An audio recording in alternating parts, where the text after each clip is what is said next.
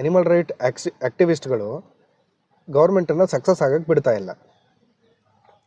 ಅಮೇರಿಕದಲ್ಲಿರೋ ಥರ ಬಿಲ್ಡಿಂಗ್ ಬೇಕು, ಅಮೇರಿಕದಲ್ಲಿರೋ ಥರ ರೋಡ್ ಬೇಕು, ಅಮೇರಿಕದವ್ರು ಹಾಕುವಂಥ ಬಟ್ಟೆ ಬೇಕು, ಅಮೇರಿಕದಲ್ಲಿರೋವಂಥ ಒಂದು ಅಮೇರಿಕದವ್ರು ತಿನ್ನುವಂಥ ಫುಡ್ಡು ನಾವು ತಿನ್ನಬೇಕು, ಇದೆಲ್ಲ ಇದೆ. ಆದರೆ ಅಮೇರಿಕದಲ್ಲಿರುವಂಥ ನಾಯಿಗಳ ವಿಚಾರವಾಗಿ ಇರುವಂಥ ಕಾನೂನು ನಮ್ಮಲ್ಲಿ ಇರಬಾರ್ದಾ? ತುಂಬ ಸುಂದರವಾಗಿದೆ ಕಾನೂನು ಅಮೇರಿಕದಲ್ಲಿ. ಬೀದಿಯಲ್ಲಿ ಸಿಗುವಂಥ ನಾಯಿಗಳನ್ನ ಎತ್ಕೊಂಬಂದು ಶೆಲ್ಟ್ರಿಗೆ ಹಾಕ್ತಾರೆ, 7 ದಿನ ಕಾಯ್ತಾರೆ.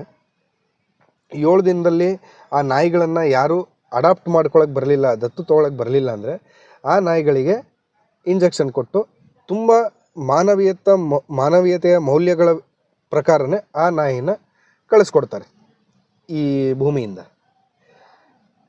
ಇದನ್ನು ನಾವು ಯಾಕೆ ಮಾಡಬಾರ್ದು? ಎಲ್ಲದಕ್ಕೂ ನಾವು ಅಮೇರಿಕನ್ ಫಾಲೋ ಮಾಡ್ತೀವಿ, ಇದಕ್ಕೂ ಮಾಡೋಣ.